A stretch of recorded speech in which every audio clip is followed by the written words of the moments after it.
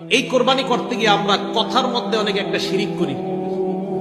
7টা নাম লিখি, অথবা 3টা অথবা 4টা লিখে বলি, হুজুর 7 নামে কোরবানি করেন, হুজুর 4 নামে কোরবানি করেন, হুজুর 5 নামে কোরবানি করেন। 5 নামে কোরবানি মানে এটা আপনি কি বললেন? 4 নামে কোরবানি মানে হুজুর 3 নামে কোরবানি, আমরা 3 জন মিলে গরুটা কিনেছি, হুজুর আমাদের 3 ভাইয়ের পক্ষ থেকে আল্লাহর নামে কোরবানি করেন। 7 নামের পক্ষ থেকে আল্লাহর নামে কোরবানি করেন। এই কথার শিরিক থেকে বাঁচেন। মানুষের নামে কোরবানি হয় না। মুহাম্মদ সাল্লাল্লাহু আলাইহি সাল্লামের নামে যদি কোনো গরু জবাই করে খিচুড়ি বিলান, এই খিচুড়ি খাওয়া হারাম, ওই গরুর গোশত খাওয়া হারাম। কার নামে বললাম? মুহাম্মদ সাল্লাল্লাহু আলাইহি সাল্লামের নামে কোনো গরু জবাই করলেন, মুহাম্মদ সাল্লাল্লাহু আলাইহি সাল্লামের পক্ষ থেকে আল্লাহর নামে। ওয়ালা তাকুলু মিম্মা লাম ইযকার ইসমুল্লাহ, আল্লাহর নাম নেওয়া হয় নাই যে পশু জবাই করতে, এটার গোশত খাবা না। ফাকুলু মিম্মা যুকিরা ইসমুল্লাহ, ওই পশুর গোশত খাও যেই পশু